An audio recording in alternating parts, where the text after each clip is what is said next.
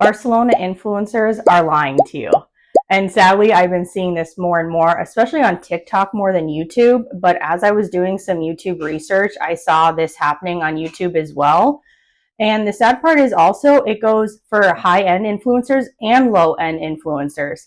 So I just kind of want to talk about it a little bit and just kind of make videos that kind of show more realistic things. I feel like that's what I've been doing since I've been living here more now, is trying to make videos that actually help people who want to move here or come visiting here for study abroad, or even just visiting and finding good places to do and things to do with dogs, especially because there's really not much information online about dogs and bringing them here and traveling to Europe and things like that. And it's really shocking for how much information is out there nowadays, that the only real information about flying with dogs from the US to Europe is on the official USDA page and not like YouTube videos. People talk about it, but until I made that video, no one had even known, like, oh, you have to have this time period and wait this long, and like vets know, but there's really no like information for just regular people to look up and find. And then also, just the video about like how to get to Tibidabo. It really blew up on TikTok. It's really not big on YouTube, which is fine. But just how to get up there for free with the public transit card and not paying for a taxi or the super expensive, Lyft thing that they have here. It's like 15 euros for one way for one person. It's ridiculous. And it's literally like 4 minutes long.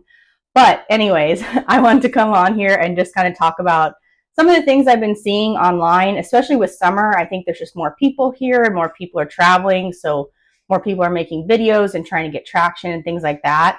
And it's just so false. And I just wanted to make a video with a different perspective from a normal person, not making a ton of money, actually currently unemployed, living in Spain, and kind of what more realistic life is and realistic things going on here in the city. Because all you see online pretty much is the same few places, because obviously the bigger influencers with more followings and more likes, their videos get pushed to the top, while a lot of smaller influencers get pushed to the bottom. But as I had previously said in the beginning, I had also noticed the same for the other side. So when I was doing research to see, are there some good smaller creators on YouTube talking about life in Barcelona and what it's really like? And they're lying as well, which is like so crazy that it just kind of goes extreme in both ways, and there's no like true middle ground. I mean, of course, all these opinions will differ based on your, of course, own economic status. But I feel like the majority, like 90%, are normally foreign, like American influencers who are just living here part-time, or digital nomads who are making a ton of money compared to locals here. So their life is just so different. But even I have digital nomad friends and we're still not living like that as well. So it's just super unrealistic. And especially when I was doing research before I was moving here, I was seeing all these videos, and then you get here and it's like, oh, they were just totally lying to us. So I just want to talk about that. I'll start on the smaller side first, or smaller creators or people who are talking about budget videos, and their budget videos are lying, which you can obviously just do research. The biggest thing for rent is example. If you go online to the main site here, like Idealista, where most local people find apartments to rent, whether it's a room share or a co-living or your own apartment, they give these price ranges for different neighborhoods, and they're significantly lower than what's listed online. So for example, one girl I saw who was making a budget video, so she's living in a co-living in Eixample, which is like the hottest neighborhood right now. So it's super expensive to get an apartment. And she was saying in a co-living for 450 euros, included everything. She said it was super fancy, had air conditioning, had a lift, everything. And it's true, she might be paying that, but that is just so unrealistic. But she was talking about, oh, this is the common price. This is what everybody here pays. No, I think out of all the people I've met or know, the person who's paying the cheapest amount for rent is 600 euros for a room in an apartment, and it's not the nicest. If you want something nice in a decent area for a room share, you're going to be paying at least 650, depending on the place. Like 450 is just, no, under 500, no, unless you find something super special, which there could be out there, you are not going to be paying less than 650 euros a month to rent a room in someone's apartment or a room share, anything like that. Even the student housing prices they list online for universities is around that price. So it's just so such a lie. And then also too, when you see, oh, like, oh, rent in a Champla for a 1 bedroom is going to cost you 14 to 1700 euros. No, I'm sorry. No, nowhere nice in the city is going to cost you under about 2000 euros a month, unless same, you find a good deal or something like that. But it is just so unrealistic to have something with all of those amenities for that price. Could you find something not so nice for that price? Sure. Or a room share for that price? Like, sure. I know people paying over 1,000 to have co-livings because they include all the utilities and rent, and they have lifts and air conditioning, and they're remodeled and super nice and spacious. And yeah, so you're just not going to be paying that. The next thing I want to talk about, a big topic here in Barcelona especially, is food. There is a ton of good food here in Barcelona. It's definitely getting more expensive, like they say. I think online now they say Barcelona is actually more expensive to live in than Madrid. So the food here, you can find some very good, decently priced stuff, but stuff is going to cost more.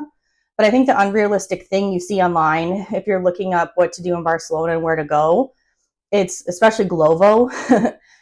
Delivery is getting more common here and people do use it. But if you see these influencers, like I see sometimes just scrolling on TikTok or whatever, and they're ordering Glovo like every day or every other day, and they're ordering it just for coffee or anything like that, that is so unrealistic, and it's going to cost you still a lot of money.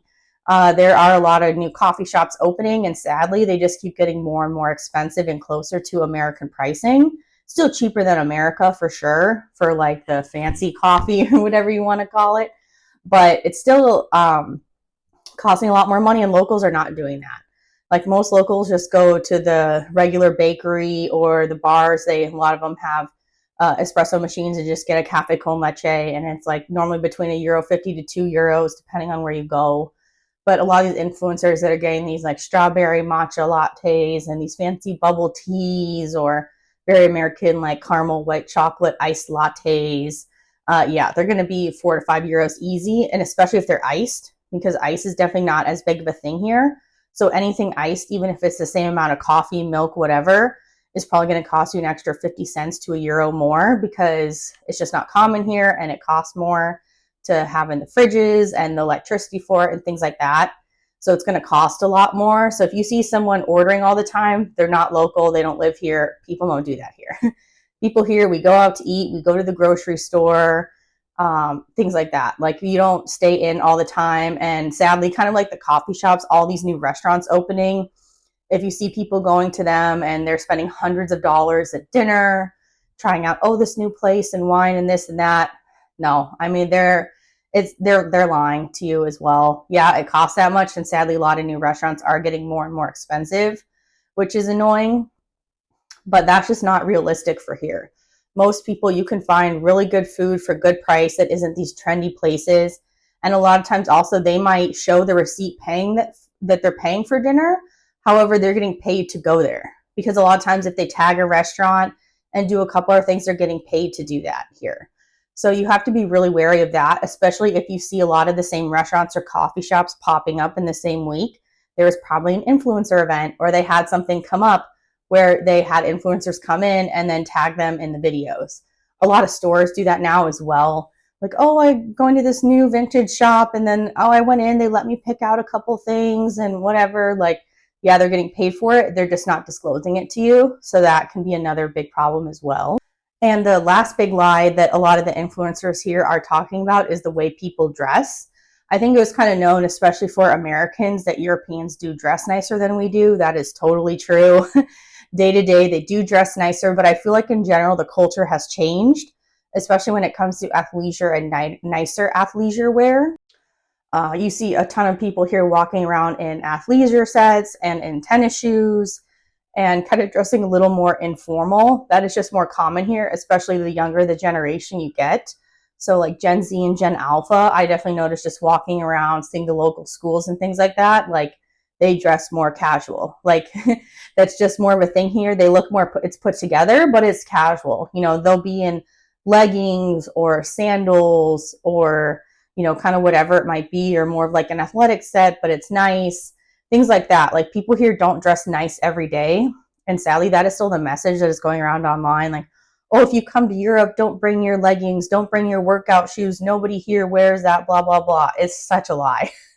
And you'll notice it the second you get here.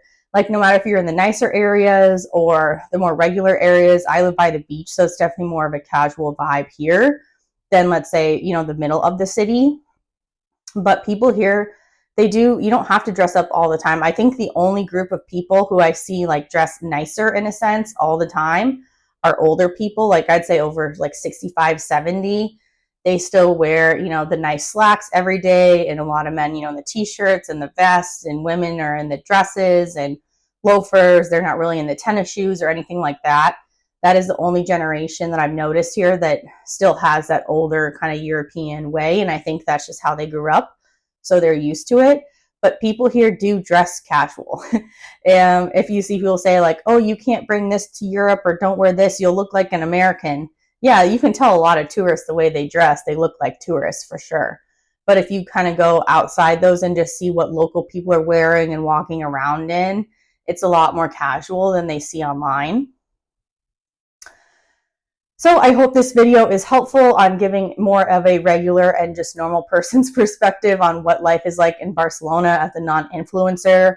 I think take everything with a grain of salt, whether it's this video or other videos. Do your own research, actually look stuff up and see what costs and things are actually like. Same with public transportation here is super cheap. You don't need to Uber or do anything like that. The cost of rent, or if you're trying to find an Airbnb, you can go online and see. You're not going to find Airbnbs for $500 a month for your own place. Like, no, that's just not it here anymore, especially in Barcelona. It's just getting more and more expensive, and that's just kind of how it is. So if you want to come visit, that's just going to be more than other places in Spain and in Europe. It is cheaper than the US for sure, but it's still costing more than what you're seeing online. So I hope this video helps people, because I've had some friends who I've met here. They come here like, oh, I saw all these videos and people saying these prices, but then when I get here, it's the exact opposite. And so I think it's just good to have a regular non-influencer. I'm not getting paid or doing anything. I'm not even making an income right now. So I'm definitely more on the cost saving side of things. And when I meet people, and especially Americans and other Europeans, they'll find Barcelona very expensive. So I think if you're coming from America, you have a little bit, you probably make more money. So it's a little bit better. But a lot of other places in Europe, people love Barcelona. They come here for the culture and the life and the weather, and it's not what you're seeing online. Okay, I'll see you guys in the next one.